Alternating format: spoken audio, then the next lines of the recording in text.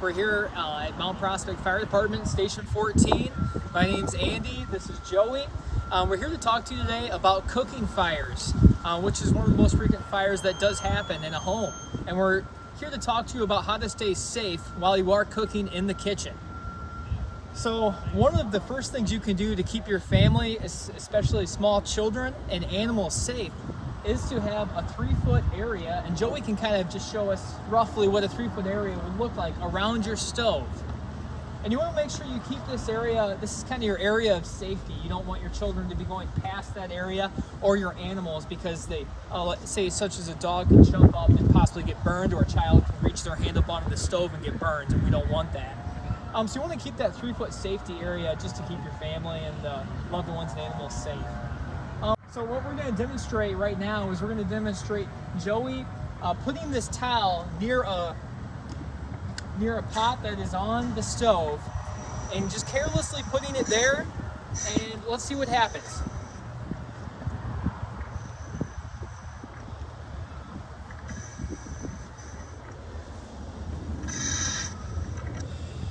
Now you'll see it doesn't take very long for this to start smoking, which we call smoldering, and for it to catch fire.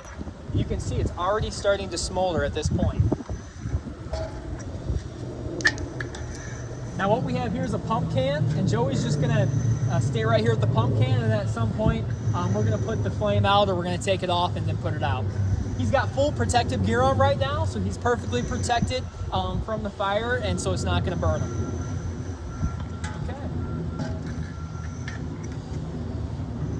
Go ahead, and you can see it caught fire. It didn't take very long.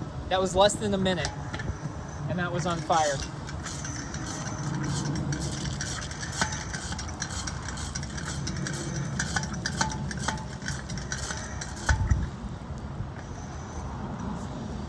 What we want to talk about now is a grease fire. So like I stated before, kitchen fires are the #1 cause of fires in a residential home, as well as the #1 cause of injuries to individuals in that home. And so a grease fire is a common fire that does happen in residential homes while someone's cooking. Now, #1 reason this happens is from carelessness. Someone leaving the kitchen, forgetting about the oil they want to get it boiling, and then it catches on fire at a certain temperature. Now, depending on which oil you're using, every oil is going to ignite at a different ignition temperature. And it's somewhere between the 400 and 600 degrees Fahrenheit range. And so between that range, at some point, it's going to ignite. And this can happen within minutes in a home. So that brings me to the first reason, or the first way we're going to prevent these fires, and that is just by staying in the kitchen. The second way that we can prevent these fires, if they do happen, is you might think your first instinct is, hey, I'm going to grab some water and dump it on this grease fire. Well, that would be the wrong reaction, because people have done that in the past, and what ends up happening is it will just flash up towards you, and then you'll end up getting burned or igniting something else on fire as well, but also getting burned yourself.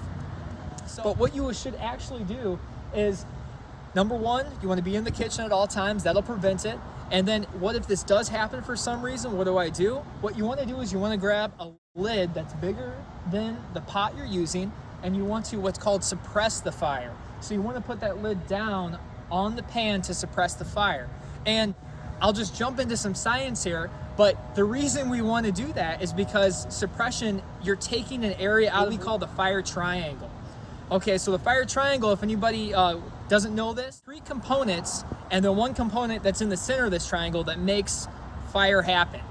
And the first component of it is going to be fuel. So a fire needs fuel to continue to burn. It also needs oxygen, and then it also needs heat. And what combines those 3 fire triangle pieces together is what's called the chemical chain reaction, and that's going to be in the center. So when we're suppressing the fire, we're taking the oxygen part of that triangle out, which means the fire is going to go out and it's going to be extinguished. Maybe not right away, but over time it will be, because a fire can't survive without that 3 parts of the triangle.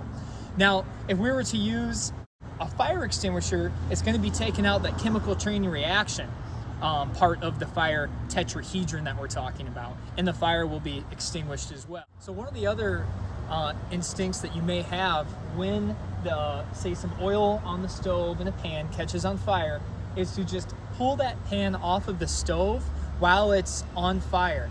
And the reason you don't want to do that is what could potentially happen is when you pull that pan off the stove, those oils that are boiling, and it could actually burn you or catch something else, maybe a rug that's on the floor, on fire as well. So then you're spreading the fire and also potentially getting some harm done to yourself as well. So you don't want to do that either.